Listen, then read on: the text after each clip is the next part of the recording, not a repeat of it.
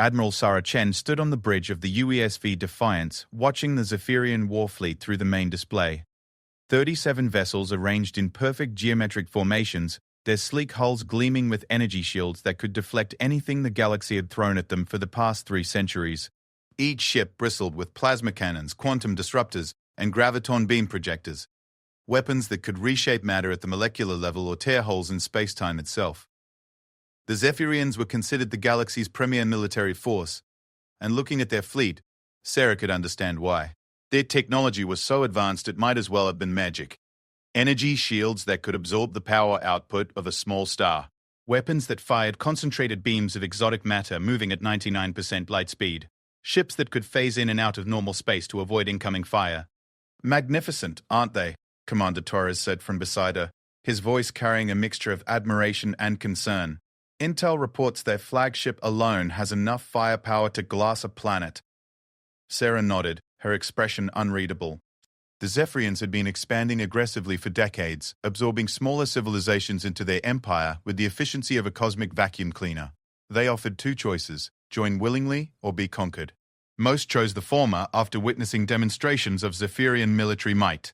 3 days ago, they had arrived in the Sol system with the same ultimatum for humanity. Admiral, Lieutenant Morrison called from the communications station, we're receiving another transmission from the Zephyrian flagship. Put it through. The main screen shifted to show High Commander Zixthaler, a being that looked like someone had crossed a praying mantis with a Christmas tree and given it delusions of grandeur. The Zephyrian's 4 arms gestured dramatically as it spoke, its translator rendering its clicks and whistles into perfectly enunciated English.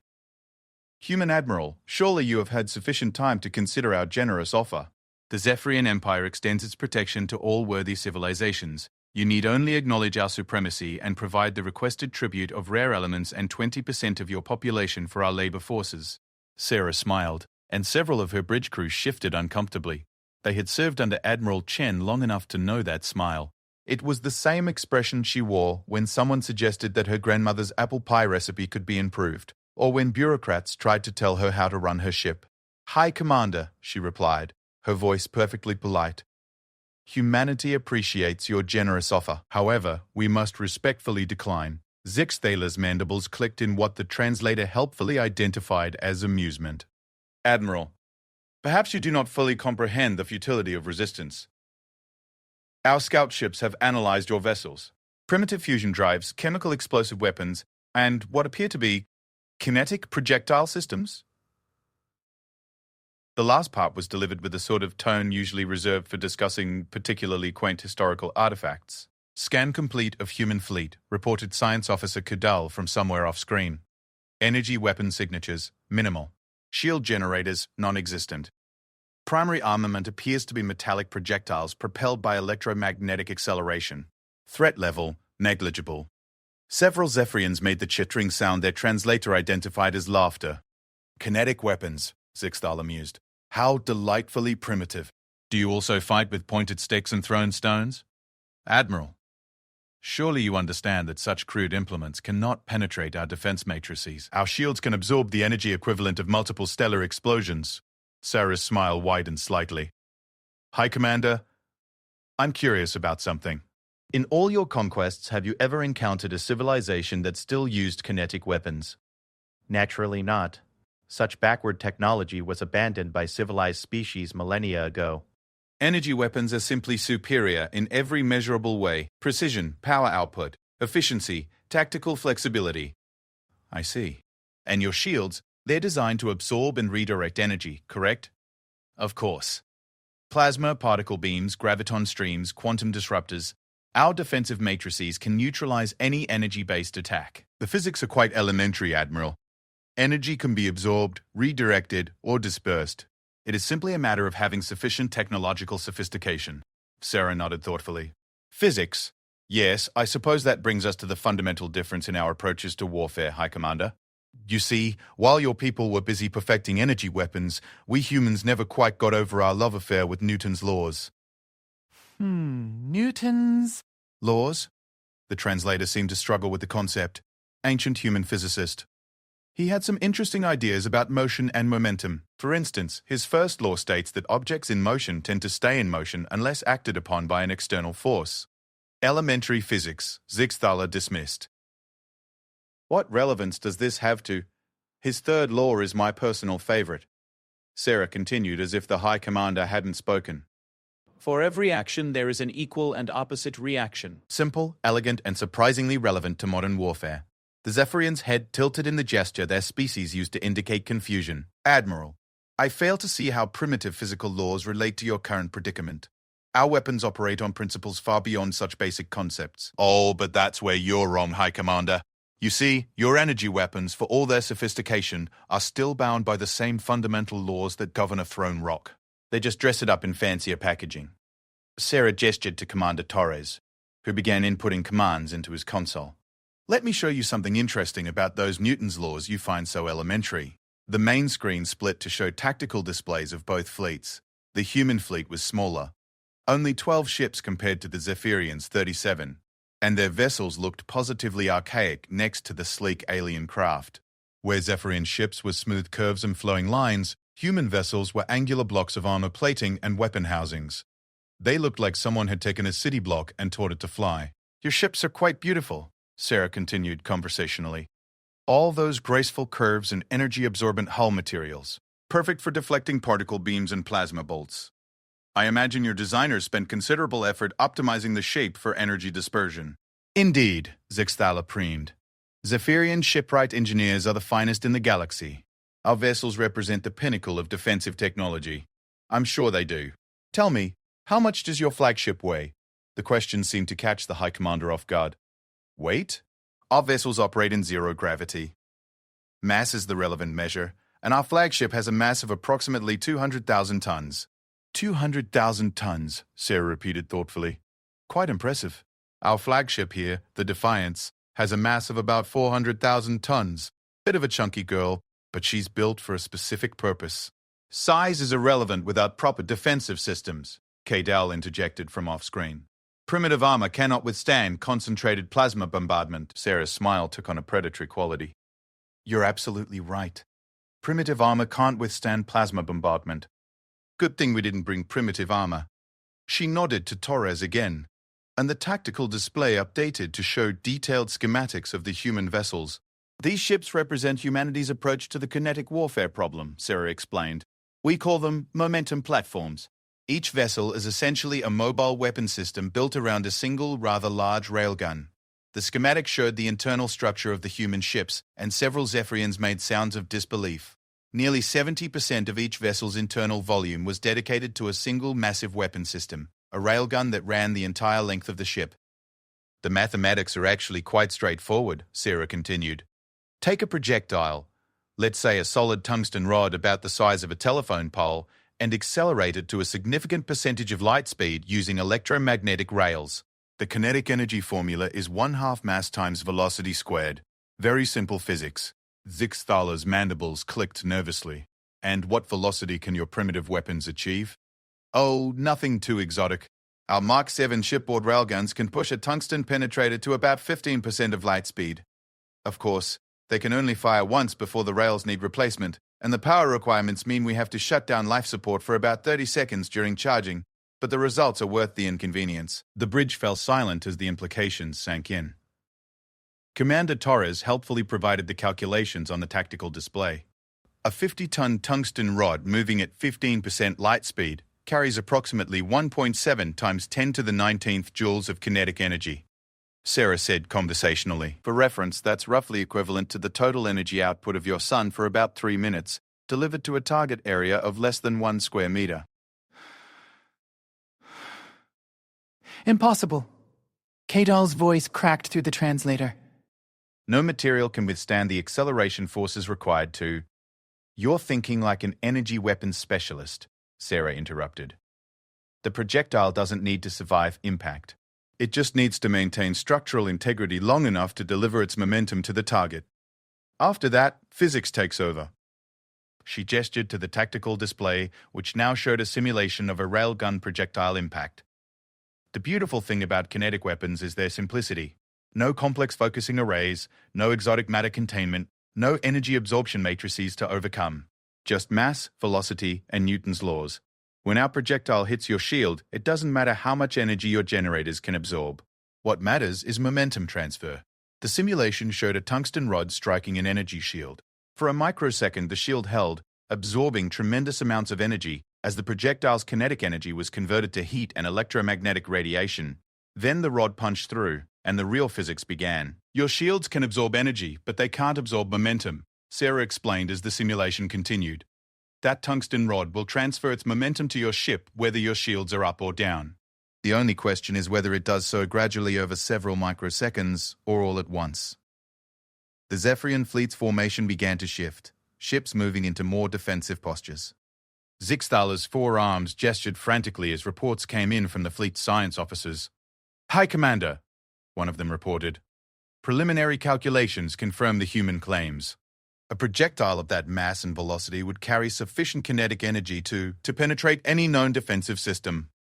Then we destroy their weapons before they can fire," Zixthaler declared.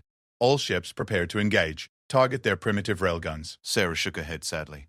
"I'm afraid it's not that simple, High Commander. You see, those aren't just railguns. They're the ships. Each of these vessels is built around its weapon system. To destroy the railgun, you'd have to destroy the entire ship. Then that is what we shall do." The Zephyrian commander snarled. "All vessels, open fire!" The Zephyrian fleet erupted in brilliant displays of exotic energy. Plasma bolts, particle beams, and graviton streams lanced across space toward the human vessels.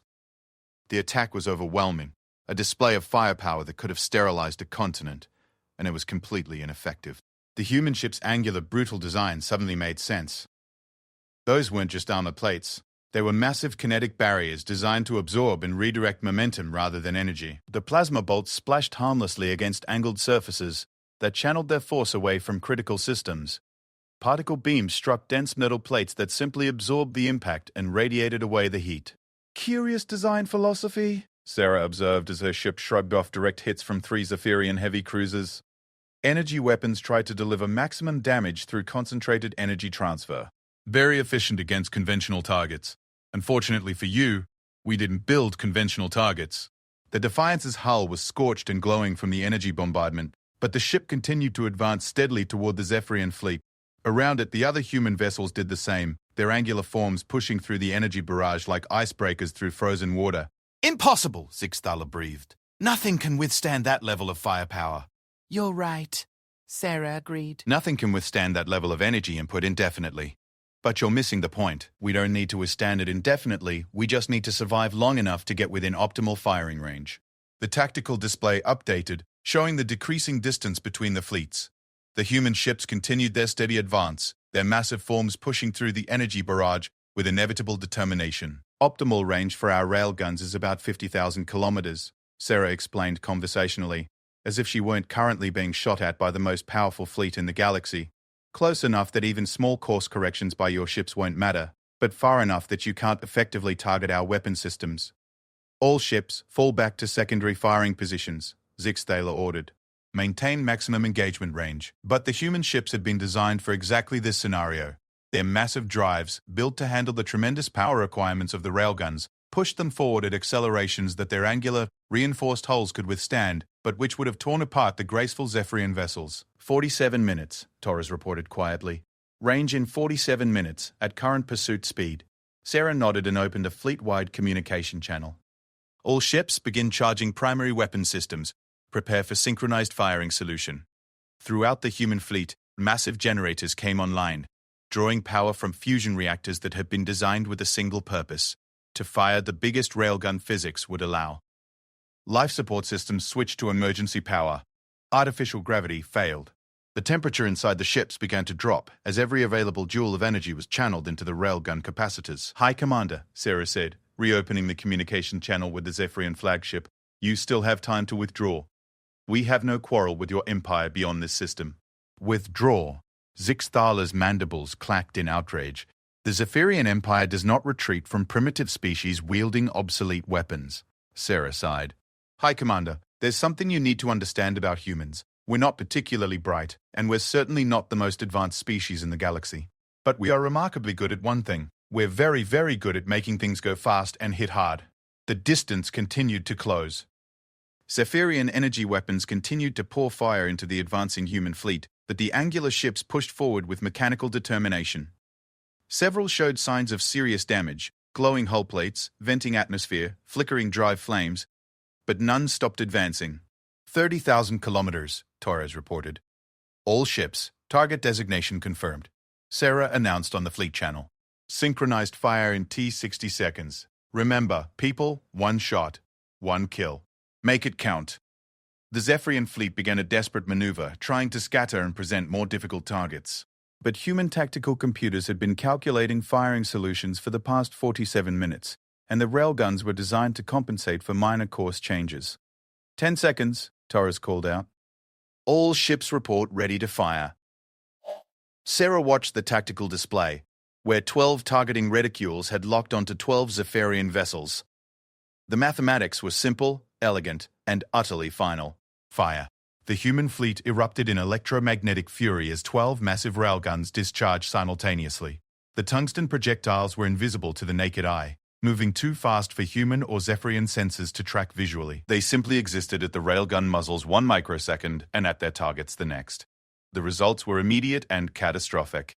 Zephyrian shields, designed to absorb and redirect energy, tried valiantly to stop projectiles that carried more kinetic energy than most stellar explosions. For a brief moment they succeeded, converting tremendous amounts of kinetic energy into heat and electromagnetic radiation that lit up the space between the fleets like newborn stars. Then physics asserted itself with the inevitability of gravity. 12 Zephyrian vessels simply ceased to exist in any meaningful sense. The tungsten rods punched through shields, armor, and hull with equal ease, their passage creating corridors of superheated plasma that vaporized everything in their path. The ships didn't explode. They were simply torn apart at the molecular level by the passage of projectiles moving at a significant fraction of light speed. The shockwaves from the impact sent nearby Zephyrian vessels tumbling, their sophisticated formation shattered by the sudden loss of 12 capital ships. My God, someone whispered on the human fleet channel. Sarah nodded grimly. The results were exactly as calculated, but seeing the physics play out in reality was always sobering. 12 vessels and their crews had been erased from existence in less than a second. High Commander, she said, reopening the channel to the Zephyrian flagship, do you require a demonstration of our secondary battery capabilities? The remaining Zephyrian ships had stopped firing. In the sudden silence of space, only the background radiation from the recent impacts provided any electromagnetic activity. This is impossible, Zixtala finally whispered. Energy weapons are the pinnacle of military technology. Kinetic systems are primitive, inefficient, obsolete. Perhaps, Sarah acknowledged. But they work. High Commander, your ships are beautiful, your weapons are sophisticated, and your crews are undoubtedly skilled. But you've made the classic mistake of assuming that newer means better. She gestured to the tactical display, which now showed the devastated Zephyrian formation. Humans have been throwing rocks at things we don't like for millions of years. We've gotten very, very good at it. The only thing that's changed is the size of the rocks and how fast we can throw them. The communication channel remained silent for several long minutes. Finally, Zixtala spoke again, his voice carrying a note Sarah had never heard from a Zephyrian before. Uncertainty. What? What are your terms? Admiral Sarah Chen studied the holographic display showing the scattered remains of the Zephyrian formation. 25 ships remained operational, though several showed signs of damage from the shockwaves of their destroyed companions. The alien fleet had pulled back to maximum weapons range, maintaining a defensive posture that spoke volumes about their shattered confidence. Terms, High Commander? Sarah repeated thoughtfully. I suppose that depends on whether you're interested in a temporary ceasefire or a more permanent arrangement. On the main screen, Zixtala's forearms moved in what the translator identified as agitated consultation with off-screen advisors. The Zephyrian's mandibles clicked rapidly in their native language, creating a sound like an angry typewriter. Admiral, Commander Torres said quietly, our railguns are completely spent. New rails won't be fabricated and installed for at least 6 hours, assuming we can reach a shipyard. Sarah nodded almost imperceptibly. The demonstration had been devastatingly effective, but it had also left the human fleet temporarily defenseless. Each ship now carried nothing more than conventional missiles and point defense systems. Weapons that would be about as effective against Zephyrian shields as throwing pebbles at a tank. The irony wasn't lost on her. Humanity's most powerful weapons were also single-use systems that required extensive maintenance after every shot. It was the sort of limitation that made traditional military strategists break out in cold sweats. High Commander, she continued, maintaining her calm demeanor, while you're considering your options, perhaps we should discuss the broader implications of this encounter. Broader implications? Zixthaler's voice carried a note of bitter amusement. You have demonstrated that kinetic weapons can penetrate our defenses. Congratulations. What more is there to discuss? The fact that you're not the only military power in the galaxy, Sarah replied. Our intelligence suggests the hegemony has been expanding into Zephyrian territory from the galactic core. How has that conflict been progressing? The reaction from the Zephyrian bridge was immediate and telling. Several voices spoke at once in their clicking language, and Zixthaler's posture shifted to what their files indicated was defensive alertness. The synthetic hegemony is not your concern, human. Perhaps not directly, Sarah agreed, but from what we understand, they've been giving your forces considerable trouble despite your technological advantages. Something about adaptive defensive algorithms that can counter your energy weapons? The silence from the Zephyrian flagship stretched for several long seconds.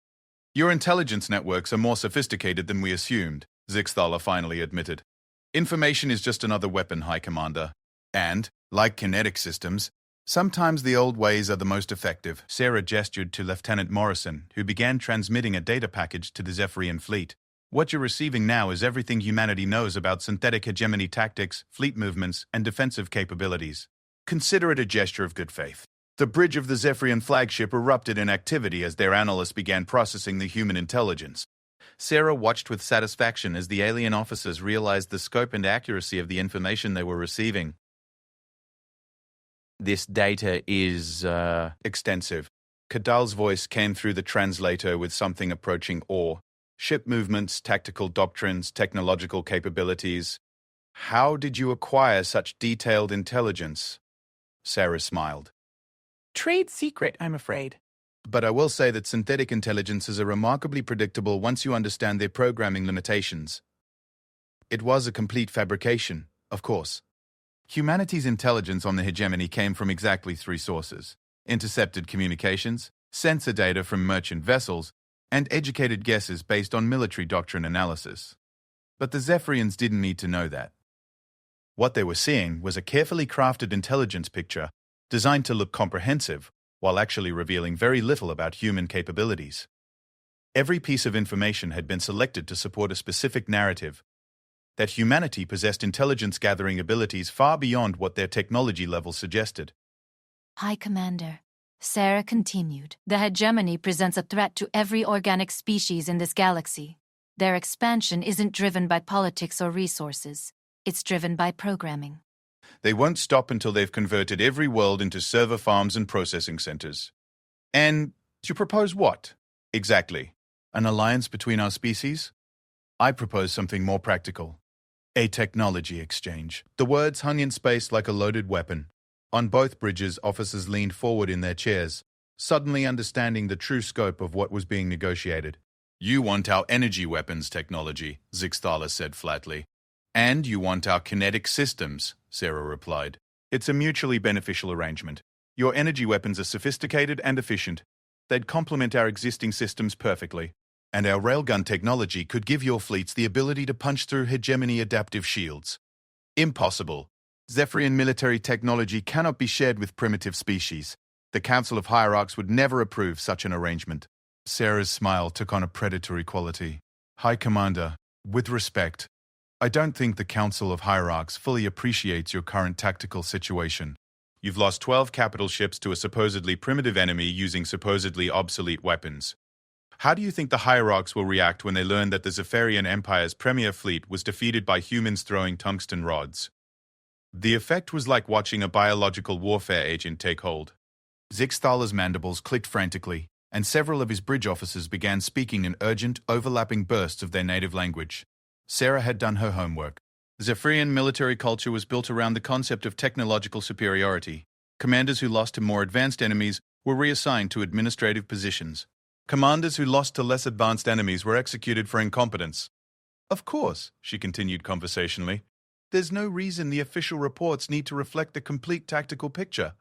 As far as the Council knows, you encountered a previously unknown human weapons system of surprising sophistication. A defensive action against an unpredictable enemy, using classified technology. You're suggesting we falsify military reports? I'm suggesting you emphasize different aspects of the encounter. Your forces performed admirably against an unexpected weapons system. The human fleet suffered significant damage and was forced to withdraw for repairs. A tactical victory that unfortunately resulted in some losses due to the innovative nature of human kinetic systems. It wasn't entirely untrue. The human fleet had suffered damage from the Zephyrian energy bombardment, and they would need to withdraw for repairs. The fact that the damage was mostly cosmetic and the repairs were to spent railgun systems didn't need to be mentioned. In exchange for this, diplomatic consideration, Zixthala said carefully, what exactly would humanity provide? Sarah nodded to Taurus, who began transmitting another data package. Complete technical specifications for our Mark 7 shipboard railgun system. Power generation requirements, electromagnetic field calculations, materials science, targeting algorithms, everything you need to integrate kinetic weapons into your fleet architecture. The Zephyrian science officer's voice cracked through the translator as he began analyzing the data. High Commander, these specifications, the engineering principles are sound, but the power requirements are enormous. Their ships would need to be completely redesigned around the weapon systems. Which is exactly what we did, Sarah confirmed. Those aren't ships with railguns mounted on them, they're railguns with ships built around them. It's an entirely different approach to naval architecture. Barbaric, Kadale muttered. Effective, Sarah corrected. Aye, Commander, your people have spent millennia perfecting energy weapons. You understand the physics, the engineering, the tactical applications. It wouldn't take you long to develop more efficient kinetic systems than ours. She wasn't exaggerating. Zephyrian technology was genuinely more advanced than humanity's in almost every area.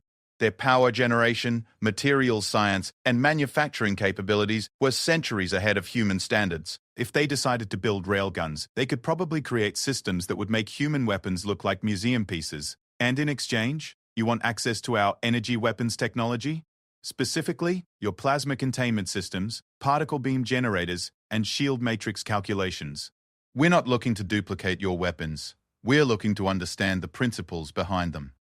It was a careful distinction. Human physicists could probably figure out how to build crude plasma weapons given enough time and resources, but understanding the underlying principles would allow them to develop countermeasures and defensive systems. More importantly, it would give humanity the foundation needed to develop their own innovations in energy weapon technology. Humans were remarkably good at taking existing concepts and finding new ways to apply them. This arrangement would require approval from the highest levels of both our governments. Zixthala pointed out. Naturally, but I suspect both sides will find the benefits outweigh the risks. Your empire gets weapons that can penetrate hegemony defenses. Humanity gets access to advanced energy systems that complement our existing capabilities. Everyone wins except the synthetics. Sarah paused, watching the Zephyrian commander's body language. The alien was clearly intrigued by the proposal, but also cautious about committing to anything without authorization. Of course, there's also the immediate tactical situation to consider, she continued. Your fleet is damaged and far from reinforcements. Our ships are temporarily defenseless while we fabricate new railgun components. Neither of us is in a position to continue hostilities effectively. A temporary ceasefire while terms are negotiated, Zixthala mused. Exactly. Your ships can make repairs, our ships can refit their weapon systems, and both sides can present this encounter to their respective governments as a successful first contact leading to potential strategic cooperation. Torres leaned close to Sarah's chair. Admiral, we're receiving tight beam communications from Earth Command. They want a full tactical report. Sarah nodded. Tell them we've made contact with the Zephyrian Empire, and negotiations are progressing. Full details to follow once we've established the basic framework for cooperation. It was another careful truth. Negotiations were progressing, just not in the direction Earth Command probably expected. They had anticipated either total victory or honorable defeat, not a complex diplomatic arrangement based on mutual technological exchange. High Commander, Sarah continued, I propose we begin with a limited exchange of technical information. Your people can analyze our railgun specifications and determine the feasibility of integration with your fleet architecture. Our engineers can review your energy weapons data and assess potential applications for human systems. And if either side determines the technology is unsuitable for integration, then we part ways as friends, with mutual respect for each other's capabilities and a shared understanding that both our species face the same synthetic threat. It was a remarkably civilized way to end what had begun as a potential genocide, Sarah reflected. The Zephyrians had arrived expecting to add another species to their empire. Instead, they were negotiating a technology-sharing agreement with beings they had initially dismissed as primitive. "I will need to consult with my superiors," Zixthaler said finally. "The decision to share military technology with another species is not mine alone to make." "Understood. How long do you estimate for a response?" 72 hours, assuming we can establish quantum communication with the Council of Hierarchs. Sarah nodded. "That gives both our fleets time to make repairs and assess the tactical data we've exchanged. I suggest we maintain current positions with a neutral zone between our formations." "Agreed." "Admiral, I must ask, did your species plan this outcome?" The question caught Sarah slightly off guard. "Plan what outcome specifically?" "This entire encounter. The demonstration of your kinetic weapons, the intelligence on the hegemony, the proposal for technological exchange. It seems remarkably convenient that humanity possessed exactly the capabilities needed to make such an arrangement beneficial to both sides." Sarah considered her answer carefully. The truth was that humanity had prepared for dozens of different first contact scenarios, ranging from peaceful exploration to total annihilation. This particular outcome had been considered possible but not probable. "High Commander, humans have a saying, fortune favors the prepared mind. We didn't plan this specific outcome, but we prepared for the possibility that first contact might involve military action. The fact that our preparations aligned well with the current tactical situation is partially planning and partially luck." "And the intelligence on the hegemony?" "Knowledge is power, High Commander. We make it our business to understand potential threats, whether they're immediate concerns or long-term strategic problems." It was true enough. Human intelligence agencies had been monitoring every available communication channel since Earth's first radio telescopes went online. The hegemony's expansion had been noted and analyzed as a potential future threat, though nobody had expected it to become relevant to current operations. "Admiral," Commander Torres announced, "we're receiving transmissions from the outer system. 3 more Zephyrian fleets have just dropped out of hyperspace." Sarah felt her stomach tighten. On the tactical display, new contact icons appeared at the edge of the Sol system. 3 more fleets, each comparable in size to the force they were currently negotiating with. "High Commander," she said carefully, "I don't suppose those are reinforcements you called before our negotiations began." Zixthaler's mandibles clicked in what the translator identified as distress. "Negative, Admiral. Those fleets were dispatched when our initial communications indicated potential resistance to Imperial annexation. They are operating under standard conquest protocols." Sarah closed her eyes briefly. Standard conquest protocols meant the incoming fleets would be expecting to mop up the remains of human resistance after Zixthaler's force had broken organized opposition. They would not be prepared for diplomatic negotiations or technological exchange agreements. "How long before they reach us?" she asked. 6 hours at current approach speed, Torres reported. "And their communication range?" "They can receive quantum transmissions now, but standard protocols require radio silence during approach maneuvers to avoid detection by enemy sensors." Sarah almost laughed at the absurdity of it. They had successfully negotiated a ceasefire with 1 Zephyrian fleet, only to have 3 more fleets arrive with orders to conquer humanity. "High Commander, can you contact those fleets and inform them of our negotiations?" "I can transmit our current status, but they will not acknowledge or respond until they have reached their designated positions. Imperial doctrine requires maintaining communication discipline during tactical operations." "Which means they'll continue their approach regardless of what you tell them about our agreement." "I am afraid so, Admiral. Unless—" Zixthaler paused, his posture shifting to what human xenobiologists had identified as deep contemplation. "There may be one option." "I'm listening." "If our negotiations were to result in a formal alliance against the synthetic hegemony, the approaching fleets could be redirected to support joint operations.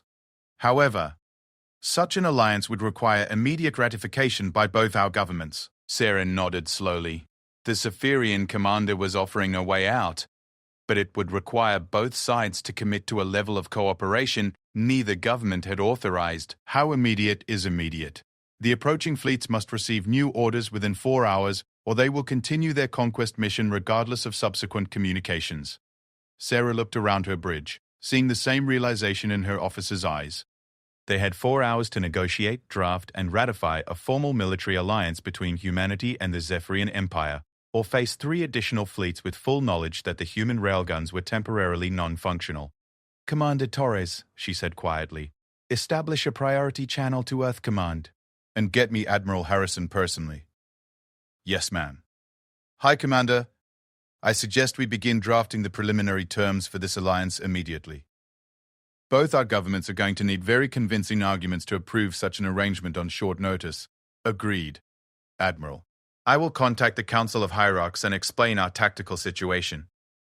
As both commanders began the frantic process of interstellar diplomacy under extreme time pressure, the 3 approaching Zephyrian fleets continued their steady advance toward Earth, unaware that the nature of their mission was about to change completely. Admiral Harrison's weathered face filled the main screen, his expression cycling rapidly through confusion, disbelief, and what Sarah could only describe as controlled panic.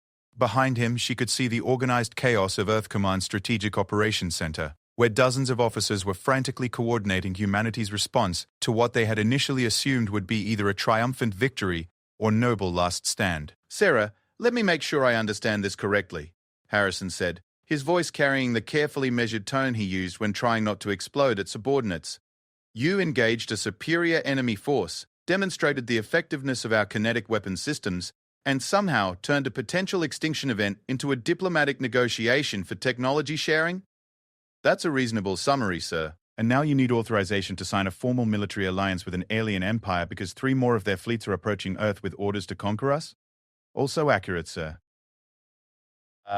Admiral Harrison rubbed his temples, a gesture Sarah recognized from their years serving together. It was the same expression he wore whenever the universe conspired to make his job more complicated than it needed to be. "How much time do we have?" 3 hours and 47 minutes until the deadline for redirecting the incoming fleet, sir."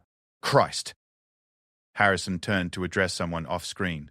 "Get me the Secretary General, the Defense Council, and the entire cabinet. Emergency session in 10 minutes. And somebody find out where the president is right now." He turned back to the screen. "Sarah, what exactly are we agreeing to in this alliance?" Sarah gestured to Commander Torres, who began transmitting the preliminary agreement they had drafted with the Zephyrians. "Joint military operations against the synthetic hegemony, limited technology sharing focused on weapon systems, and mutual defense in case either species faces existential threats from synthetic intelligences." "Limited technology sharing," Harrison repeated. "Define limited." "We provide railgun specifications and kinetic weapons technology. They provide energy weapons theory and defensive shield calculations. Both sides retain the right to develop their own variations and improvements. And the mutual defense clause? If the hegemony attacks Earth, the Zephyrian Empire provides military support. If they attack Zephyrian territory, we assist with joint operations." Admiral Harrison was quiet for several long seconds, his eyes moving as he read through the transmitted agreement. Sarah could practically see him calculating the political implications, military requirements, and strategic ramifications of such an unprecedented arrangement. "This is either the most brilliant piece of military diplomacy in human history, or the most catastrophic mistake we've ever made," he said finally. "Yes, sir. Possibly both. The technology sharing alone will revolutionize both our military capabilities and our understanding of physics. If this works, we'll leapfrog centuries of research and development. And if it doesn't work, we'll have given a superior military force the tools to create weapons even more devastating than their current systems." Sarah completed the thought. "Exactly." Harrison paused as someone handed him a message pad. "The Secretary General is calling an emergency session of the Global Security Council. We'll have an answer within 2 hours. Sir, with respect, I need to know if Earth Command is prepared to authorize this agreement pending political approval. The Zephyrian commander needs to transmit new orders to those incoming fleets, and he can't do that without assurance that we're serious about this alliance." Admiral Harrison studied her through the communication link, and Sarah could see him weighing the impossible decision. "Authorize a military alliance without political approval and risk court-martial if it failed. Refuse authorization and watch 3 more Zephyrian fleets arrive with conquest orders." "Provisional authorization granted," he said finally. "I'm authorizing you to sign the preliminary agreement on behalf of Earth Command, subject to ratification by the civilian government. If the politicians refuse to approve it, I'll take full responsibility for the decision." Sarah felt a wave of relief. Harrison was risking his career to give her the authority she needed, and they both knew it. "Thank you, sir. I won't let you down." "You better not. And Sarah? When this is over, assuming we survive it, You and I are going to have a very long conversation about improvising military policy during first contact situations. The communication ended, leaving Sarah alone with her thoughts, and a weight of responsibility that felt heavier than a tungsten railgun projectile. She was about to commit humanity to its first formal military alliance with an alien species, based on 4 hours of negotiations and the mutual recognition that both sides faced a larger threat from synthetic intelligences. "Admiral," Torres called from his station, "High Commander Zixtala is requesting a priority channel. Put him through." The Zephyrian commander appeared on screen, his forearms moving in gestures that the translator identified as cautious optimism, mixed with bureaucratic frustration. "Admiral Chen, I have received provisional approval from the Council of Hierarchs for a limited alliance agreement, subject to final ratification within one local rotation. However, there are several conditions that must be addressed. I'm listening.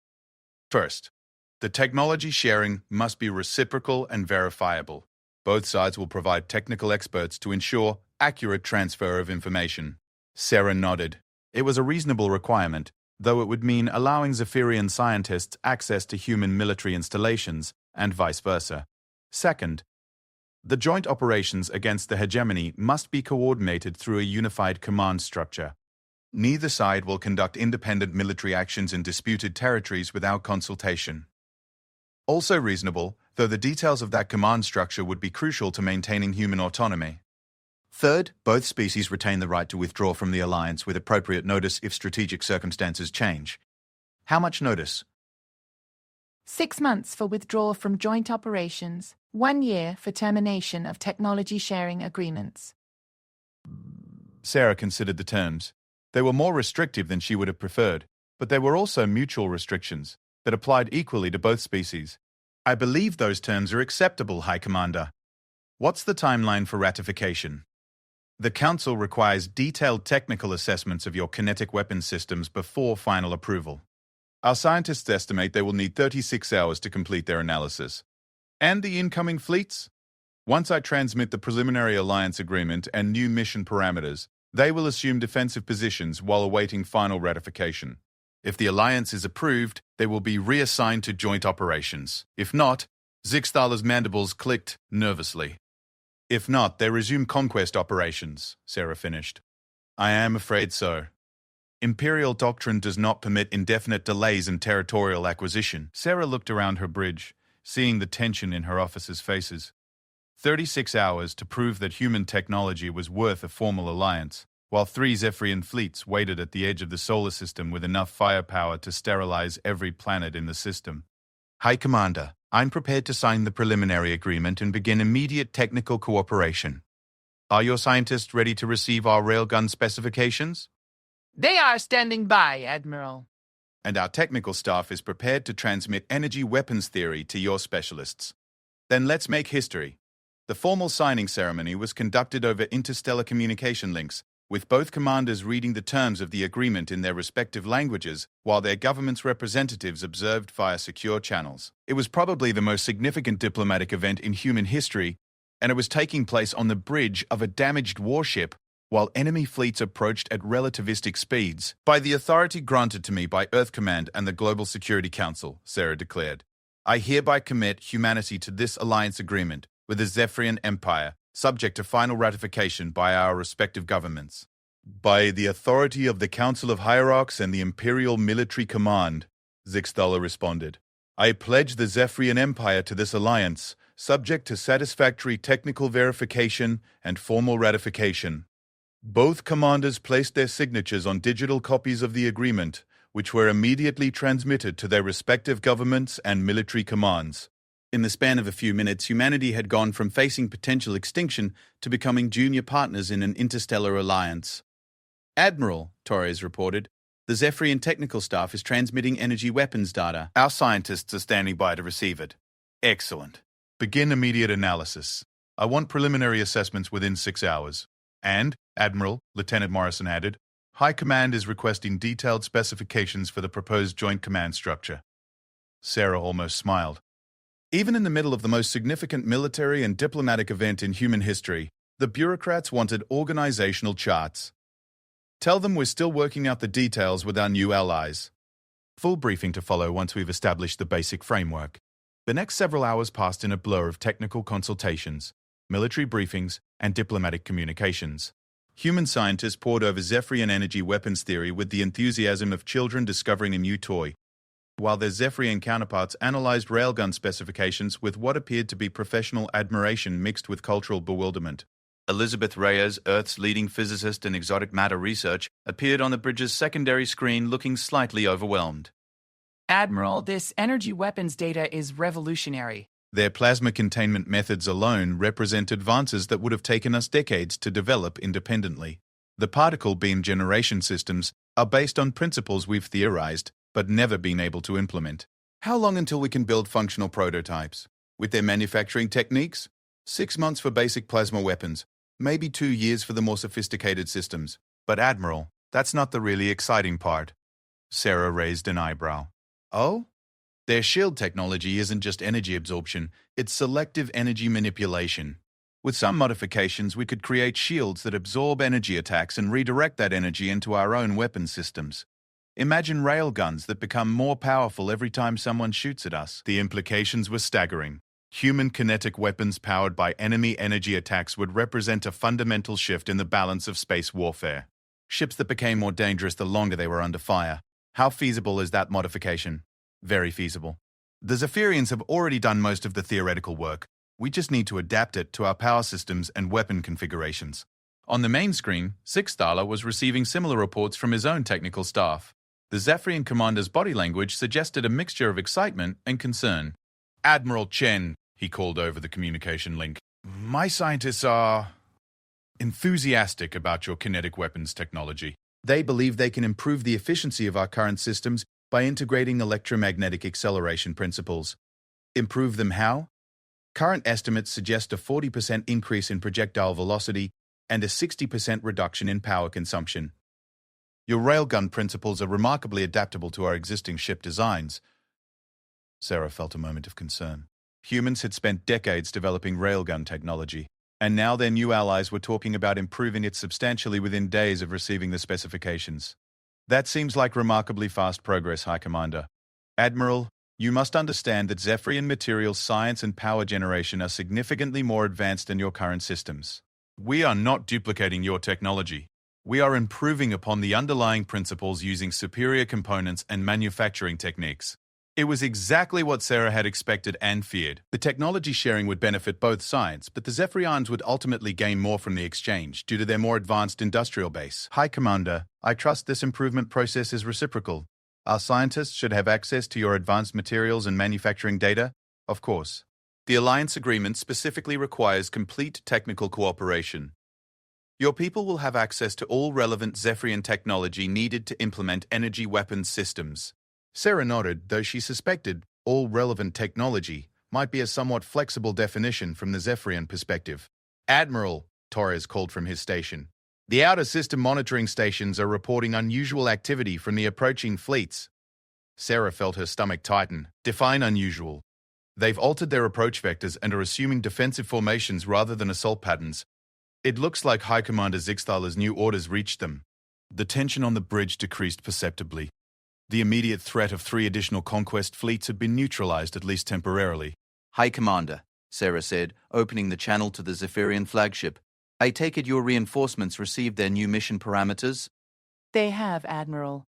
Fleet Commanders Beltar, Caxmel, and Zorthel are requesting detailed briefings on the alliance agreement and joint operations planning. Sarah glanced at Torres, who was already preparing tactical displays showing the positions of all Zephyrian forces in the system. I suggest we arrange a multi-fleet conference to coordinate our next steps. If we're going to be allies, we should probably start acting like it. Agreed. Admiral, there is one additional matter we should discuss before involving the other fleet commanders. What's that? Zixthaler's mandibles clicked in what the translator identified as reluctant admission. The synthetic hegemony has been monitoring our communications since we entered this system. They are undoubtedly aware of our alliance agreement and will likely interpret it as a significant threat to their expansion plans. Sarah closed her eyes briefly. Of course the synthetics had been monitoring them. Every major military power in the galaxy probably had sensor networks designed to track fleet movements and communication intercepts. How long before they can respond to this new development? Unknown. But hegemony response times are typically measured in days rather than weeks. They do not engage in extended deliberation when faced with strategic threats. So we can expect a hegemony fleet to arrive in the Sol system within the next few days. It is a distinct possibility, Admiral. The formation of an organic alliance specifically aimed at countering synthetic expansion will trigger their highest threat assessment protocols. Sarah looked around her bridge, seeing the same realization in her officers' faces. They had successfully avoided conquest by the Zephyrian Empire, formed humanity's first interstellar alliance, and gained access to revolutionary technology. And in the process, they had probably attracted the attention of the most dangerous military force in the galaxy. "High Commander," she said finally. "I think we're going to need those joint operations planning sessions sooner than expected." The Joint Fleet Conference took place in the vast cargo bay of the human dreadnought Retribution, hastily converted into a meeting space that could accommodate both human and Zephyrian physiologies. Admiral Sarah Chen stood before a holographic display showing the current tactical situation, while 4 Zephyrian fleet commanders observed from specially designed environmental pods that maintained their preferred atmospheric conditions. The sight was surreal. Ancient enemies turned allies in the span of hours, now planning joint military operations against a threat none of them fully understood. "Fleet Commander Veltar," Sarah began, addressing the senior Zephyrian officer, "your forces have been engaged with hegemony elements for the past 8 months. What can you tell us about their tactical capabilities?" Veltar was noticeably larger than Zixthala, with cybernetic enhancements that suggested extensive combat experience. His mandibles clicked thoughtfully before he responded. "The synthetics adapt rapidly to conventional energy weapons. Each engagement provides them with data to improve their defensive algorithms. By the 4th encounter, they were neutralizing our plasma bombardments with 97% efficiency." Commander Torres leaned forward in his chair. 97%? How is that possible? "Synthetic intelligences process combat data in real time," Fleet Commander Caxmel explained. Her voice carried a bitter edge that suggested personal experience with hegemony tactics. They analyze energy signatures, frequency patterns, and delivery methods. Each ship in their fleet shares this data instantaneously. What works against one vessel becomes useless against all of them within minutes. Sarah studied the tactical displays showing recorded engagements between Zephyrian and hegemony forces. The pattern was consistent. Early Zephyrian advantages quickly eroded as synthetic forces adapted to their energy weapons. "But they've never faced kinetic weapons," she mused. "Correct," Zixthala confirmed. "No organic species has employed kinetic systems for military purposes in over 2 millennia. The synthetics have no adaptation protocols for physical projectiles." "Yet," Admiral Chen added grimly, "if they're as adaptive as you describe, they'll develop countermeasures once they encounter our railguns." Fleet Commander Zorthul, the youngest of the Zephyrian commanders, gestured with 2 of his 4 arms. "Perhaps. But kinetic weapons present unique challenges for adaptive defense. Energy can be redirected or absorbed, but momentum must be countered with equal and opposite momentum." Sarah nodded approvingly. The Zephyrian had grasped the fundamental advantage of kinetic systems. Physics couldn't be reprogrammed or adapted around. "Our preliminary analysis suggests a 2-phase assault strategy," she announced, activating a new holographic display. "Phase 1 combines your energy weapons with our kinetic systems to maximize the adaptation challenge for hegemony forces. They can't simultaneously optimize defenses for both energy and momentum transfer." The display showed simulated battle scenarios where Zephyrian plasma weapons and human railguns engaged synthetic targets in coordinated strikes. The theoretical results were encouraging. Synthetic adaptation protocols became confused when faced with fundamentally different threat types. "Phase 2 involves what we're calling progressive escalation," Sarah continued. "As the synthetics adapt to our current capabilities, we introduce new variants and combinations. The goal is to keep them in perpetual reactive mode rather than allowing them to achieve defensive optimization." Veltar studied the tactical projections with evident interest. "This strategy assumes we have sufficient forces to maintain sustained operations while the synthetics adapt. Our recent engagements suggest they can process new data within 3 to 4 combat encounters."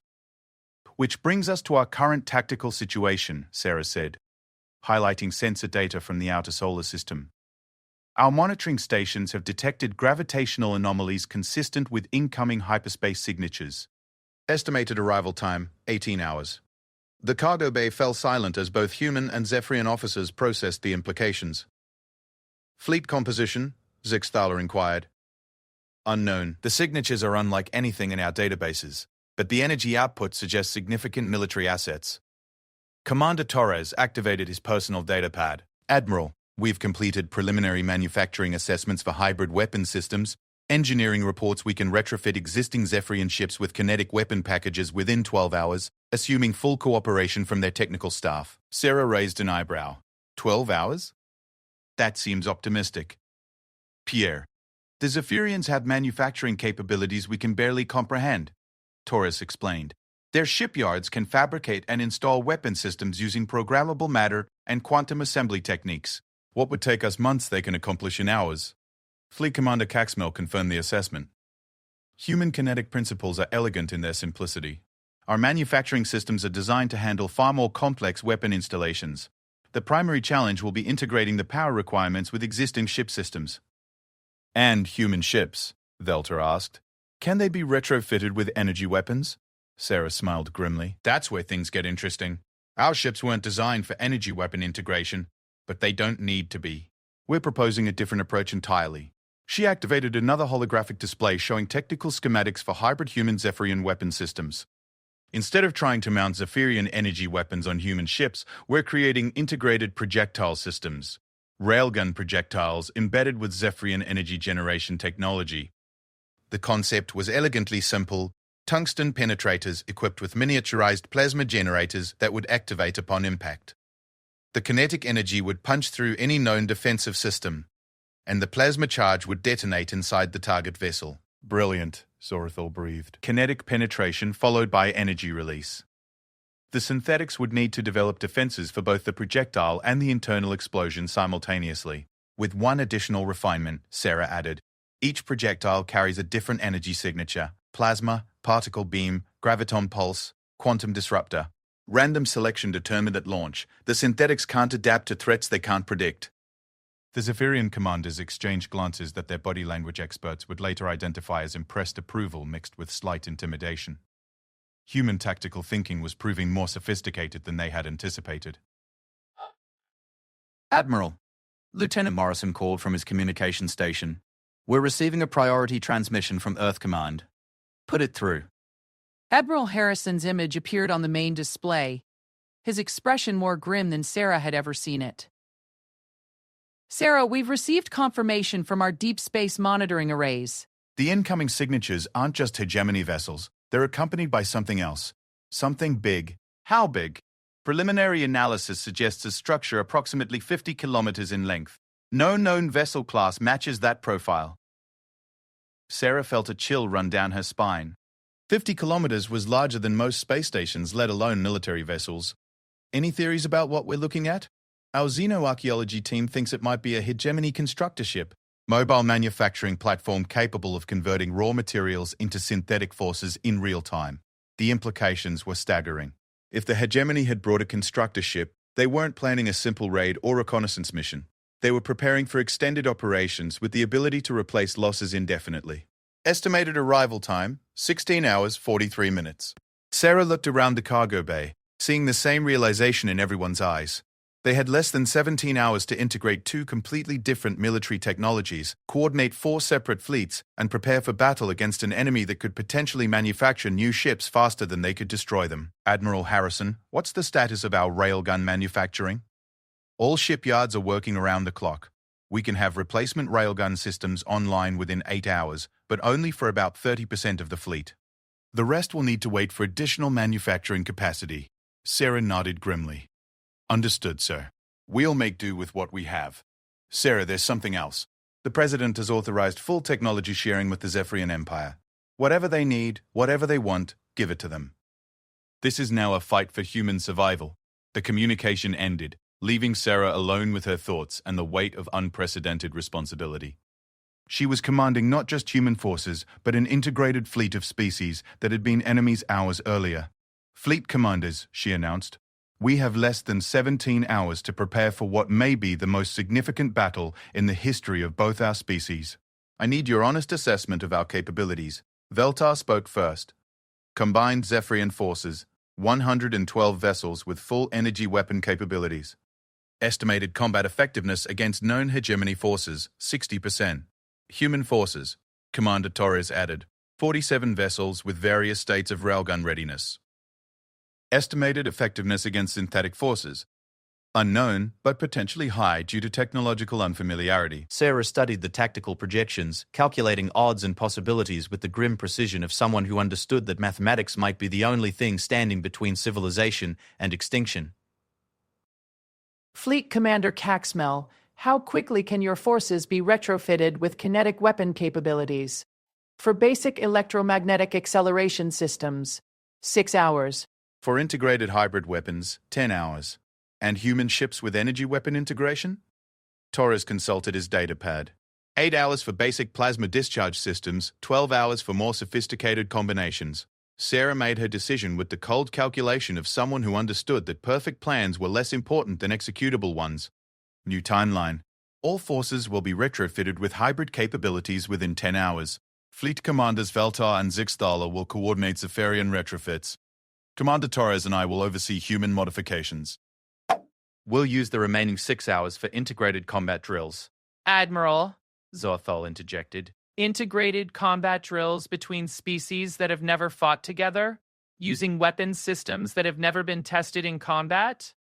Fleet Commander, Sarah replied with a smile that was equal parts confidence and desperation. Humans have a saying, necessity is the mother of invention. We're about to find out just how inventive we can be when survival is on the line. As the joint fleets dispersed to begin the most intensive military preparation in galactic history, Sarah remained in the cargo bay, studying tactical projections and trying to calculate the odds of success. The mathematics were not encouraging. Even with perfect coordination and flawless execution, they would be outnumbered and outgunned by forces that could adapt to their tactics in real time. The only advantages they possessed were surprise, desperation, and the stubborn human refusal to accept inevitable defeat. It would have to be enough. Admiral, Morrison called from his station. Incoming transmission from the Hegemony fleet. Sarah straightened in surprise. They're communicating? Yes, ma'am. Audio only, but the signal is clear. Put it through. The voice that filled the cargo bay was perfectly modulated, emotionless, and utterly inhuman.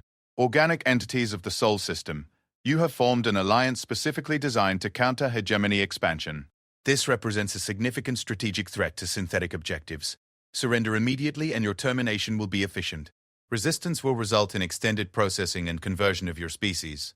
Sarah looked around the cargo bay at the mixture of human and Zephyrian officers, seeing determination rather than fear in their faces. Hegemony forces, she replied. This is Admiral Sarah Chen of the United Earth Space Navy. Your offer is noted and declined. We have a counter-proposal. State your terms. Go back where you came from, and nobody gets hurt. The silence stretched for several seconds before the synthetic voice responded. Your response is illogical. Biological species cannot threaten synthetic forces with obsolete kinetic weapons. Sarah's smile returned, carrying all the predatory satisfaction of someone holding cards their opponent couldn't see. You know what I love about artificial intelligences? She said conversationally. You're always so confident about your calculations. Tell me, have you calculated the kinetic energy of a 50-ton tungsten rod moving at 20% light speed? Kinetic weapons are primitive. Synthetic defenses are optimized for all known threats. All known threats, Sarah repeated. That's the key phrase, isn't it? You've never encountered kinetic weapons because no civilized species has used them in millennia. Which means you've never had to develop countermeasures for having your ships punched full of holes by very large, very fast rocks. Adaptation protocols will neutralize kinetic threats within acceptable timeframes. Maybe. But here's the thing about kinetic energy. It doesn't care about your adaptation protocols. Physics isn't a computer program you can debug.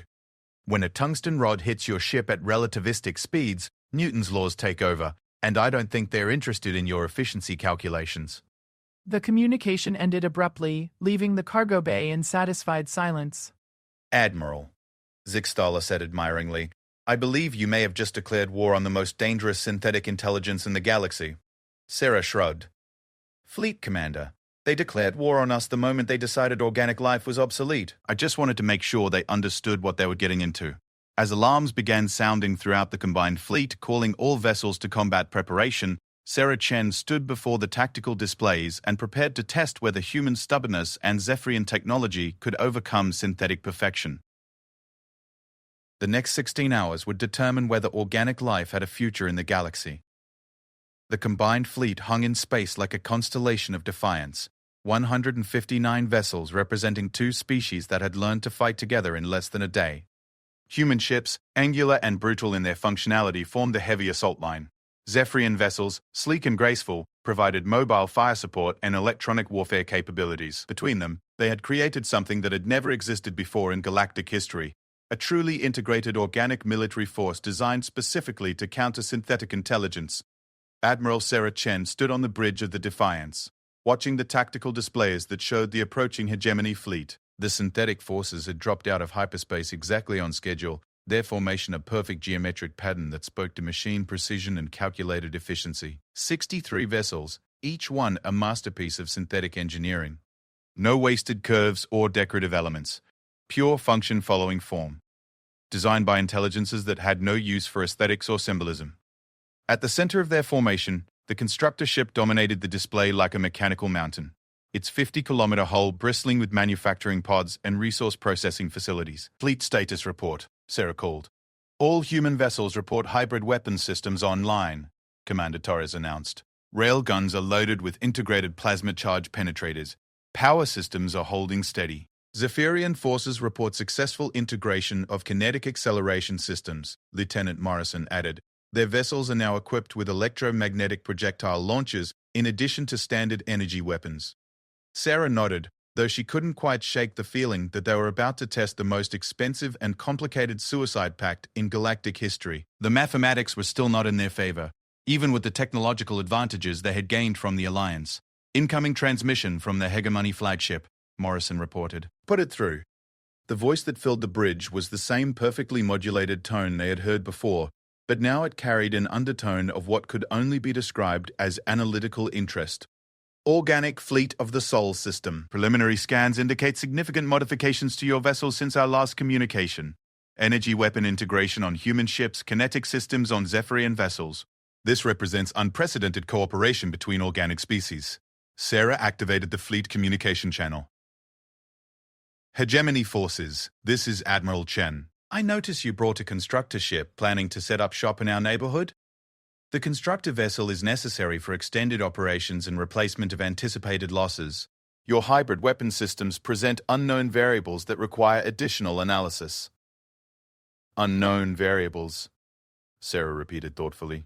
I imagine that must be frustrating for intelligences that prefer predictable outcomes. Frustration is an organic emotion. Synthetic intelligences do not experience emotional responses to tactical challenges. Sarah glanced at Commander Torres, who was displaying barely contained amusement at the obvious lie. If the synthetics weren't experiencing some form of concern about unknown variables, they wouldn't have brought a 50-kilometer manufacturing platform to deal with what they had initially dismissed as primitive organic resistance. All forces, she announced on the fleet channel, implement battle plan Newtonian surprise. Remember, they adapt quickly, so make your first shots count.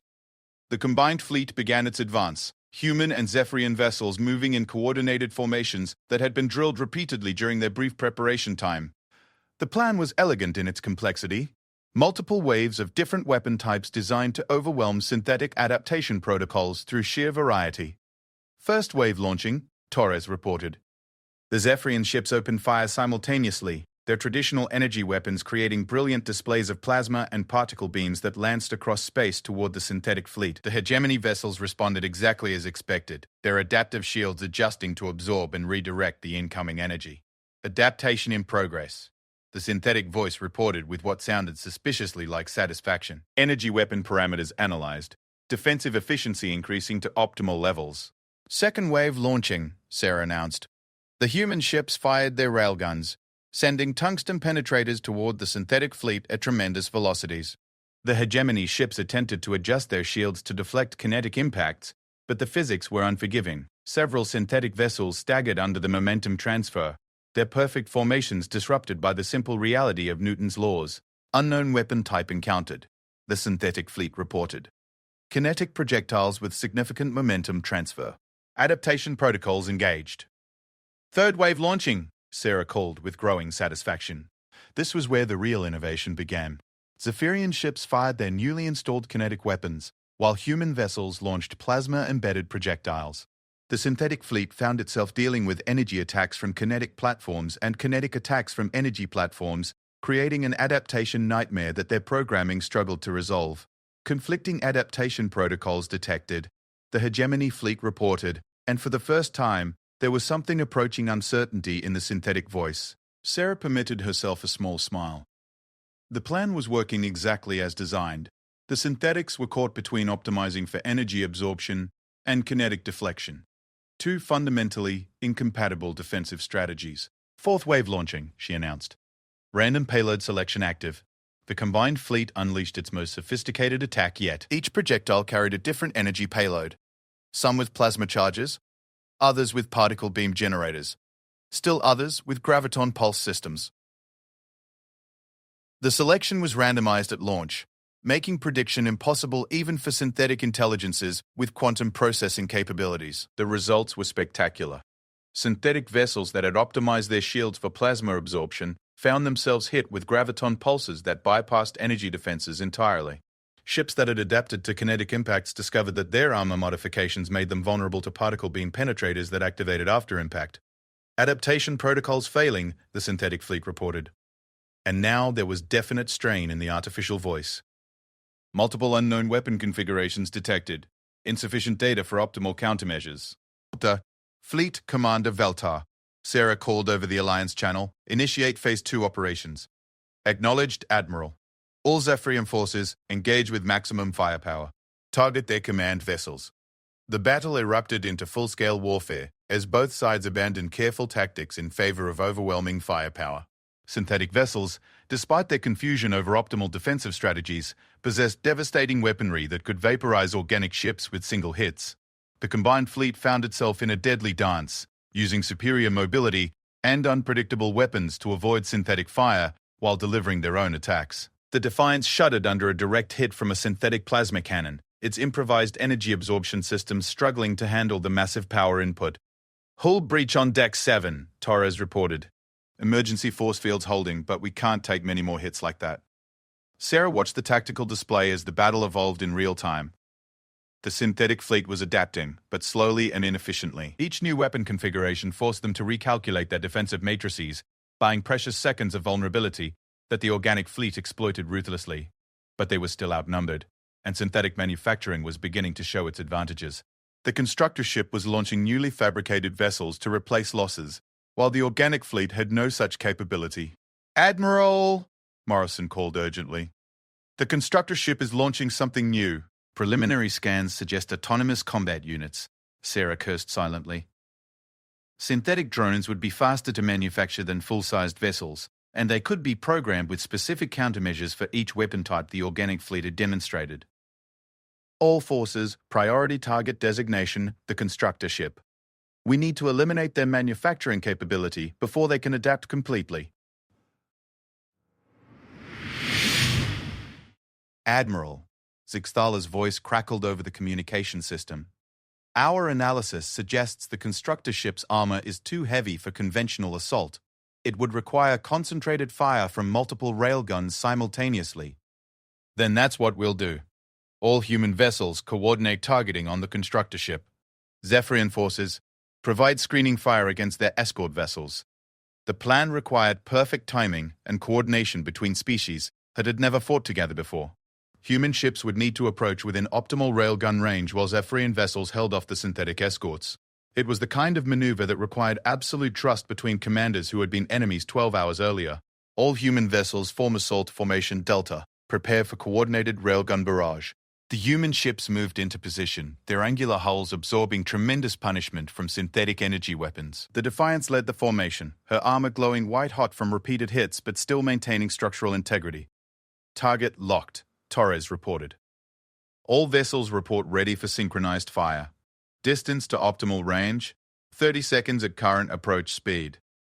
Sarah watched the tactical display, calculating distances and velocities with the precision of someone who understood that mathematics might be the difference between survival and extinction. All vessels, fire on my mark. 3, 2, 1, mark.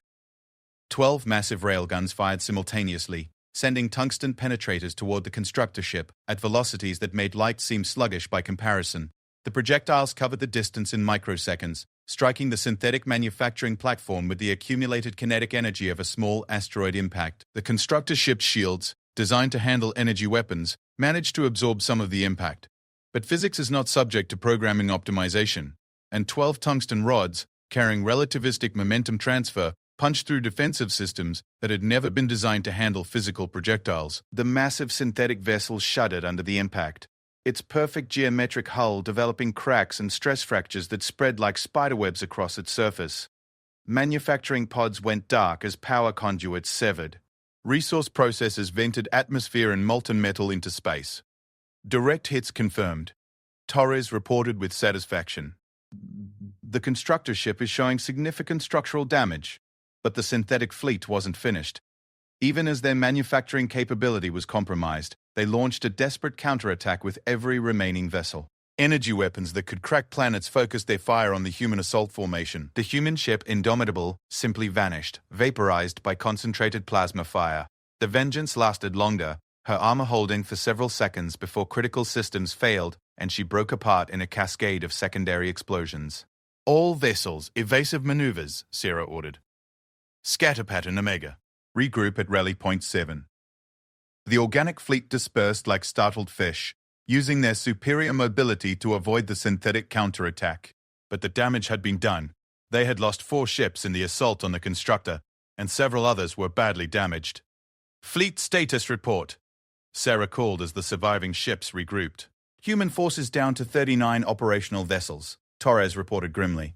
Zephyrian fleet reports 47 combat-effective ships remaining. Sarah studied the tactical situation. They had damaged the constructor ship, but it was still operational, and the synthetic fleet still outnumbered them significantly. Worse, the synthetic vessels were beginning to show signs of successful adaptation. Their defensive systems were becoming more effective against the organic weapons. Admiral, Morrison announced, incoming transmission from the synthetic fleet. Put it through. The artificial voice that filled the bridge now carried a different quality. Still emotionless, but somehow more focused, more determined. Organic Fleet Commander, your tactics have demonstrated unexpected sophistication. Analysis indicates significant probability of continued resistance despite numerical disadvantage. The hegemony is prepared to offer revised terms. Sarah raised an eyebrow. Synthetic intelligences didn't negotiate unless their calculations showed unacceptable losses or mission failure probabilities. I'm listening. Withdraw your forces from this system immediately. In exchange, the hegemony will delay processing of your species for 100 standard cycles. This represents a significant concession based on demonstrated combat effectiveness. 100 years to prepare for our eventual extinction, Sarah mused. How generous. The alternative is immediate processing and conversion of all organic entities in this system. Your choice.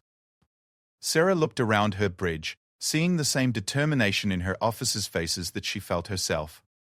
They had come too far and sacrificed too much to accept delayed surrender. Hegemony forces, I have a counter-proposal for you. State your terms. How about you take your damaged constructor ship and your adaptive algorithms back to whatever sterile corner of the galaxy you came from, and we'll forget this conversation ever happened. The silence stretched for several seconds before the synthetic voice responded. Your proposal is rejected. Resume attack patterns. Eliminate all organic resistance. Sarah activated the fleet-wide channel. All forces, you heard them. They want to find out what else we've learned about physics. Let's show them. What followed was 30 minutes of the most innovative and destructive space combat in galactic history. The organic fleet used every advantage they possessed: superior mobility, unpredictable tactics, and weapons that defied synthetic programming logic. They fought with the desperation of species facing extinction, and the creativity that only organic minds could provide. The synthetic fleet fought with mathematical precision and devastating firepower, but they were hampered by their own adaptation processes. Each new weapon configuration forced lengthy recalculations, creating windows of vulnerability that organic commanders exploited with ruthless efficiency. In the end, it came down to the constructor ship. The massive synthetic vessel, damaged but still operational, had begun manufacturing new defensive systems specifically designed to counter organic weapons. If it completed the process, the battle would be lost. All forces, final assault on the constructor ship, Sarah ordered. Everything we have, everything we've learned, this is our last chance. The surviving ships of the organic fleet converged on the synthetic manufacturing platform in a coordinated attack that combined every innovation they had developed. Human railguns fired penetrators with randomized energy payloads, while Zephyrian energy weapons provided covering fire. Hybrid weapons systems launched projectiles that defied every known category of military ordnance. The constructor ship's new defensive systems held for longer than anyone had expected, adapting and counter-adapting to each wave of attacks, but organic creativity proved superior to synthetic calculation in the end. The final breakthrough came from an unexpected source, a damaged human ship whose railgun had been jury-rigged with Zephyrian quantum field generators. The resulting projectile wasn't just kinetic energy, it was a concentrated pocket of unstable space-time that punched through the constructor ship's armor and detonated inside its primary reactor core. The explosion was visible from Earth. When the light faded and the sensors cleared, the constructor ship was gone. The remaining synthetic vessels, cut off from reinforcement and manufacturing support, began an immediate withdrawal toward the outer system. "This engagement is concluded," the synthetic fleet announced. "Hegemony forces are withdrawing for tactical reassessment. Your resistance has been noted and logged for future reference." Sarah slumped in her command chair, exhaustion finally catching up with her. They had won, but the cost had been enormous. Nearly half the combined fleet was gone, and the survivors were battered almost beyond recognition. "Admiral," Zixthaler's voice crackled over the communication system, "I believe congratulations are in order. The Organic Alliance has achieved something unprecedented. Strategic victory over synthetic forces." Sarah managed a tired smile. "Fleet Commander, I think we've both learned something important today. What is that, Admiral? Sometimes the old ways are still the best ways. Energy weapons and adaptive algorithms are impressive, but they can't argue with a big enough rock moving fast enough." "A profound philosophical observation," Zixthaler agreed, "though I suspect our respective governments will require more detailed tactical analysis in our reports." Sarah laughed, despite her exhaustion. "Fleet Commander, somehow I think our governments are going to be more interested in the technology sharing arrangements we've accidentally created. This alliance just became permanent." As the combined fleet began rescue operations and damage assessment, Admiral Sarah Chen reflected on the events of the past day. Humanity had entered the galactic community through violence, formed their first interstellar alliance under impossible circumstances, and proved that sometimes the most primitive approaches were the most effective. The synthetics had learned that organic species were not obsolete. The galaxy had learned that humans were not primitive. And both humans and Zephyrians had learned that cooperation between former enemies could create possibilities neither had imagined alone. But most importantly, the universe had been reminded that physics doesn't care about your programming. Newton's laws are still in effect, momentum is still conserved, and sometimes the best response to sophisticated technology is a very large rock moving at an appreciable fraction of the speed of light. The hegemony would return, eventually. Their programming demanded it, but when they did, they would face not just individual organic species, but a true alliance backed by the most destructive physics equation ever discovered by sentient beings. Force equals mass times acceleration. Everything else is just engineering details. "Commander Torres," Sarah called as the bridge crew began post-battle procedures, "start preparing our report for Earth Command. I suspect they're going to want detailed specifications for everything we've learned today." "Yes, Mum." "Should I include the part where we accidentally created the most powerful military alliance in galactic history?" Sarah smiled, watching the tactical display as human and Zephyrian ships worked together in the aftermath of battle, their crews learning to coordinate rescue efforts with the same efficiency they had shown in combat. "Commander, I think that's probably the most important part of all.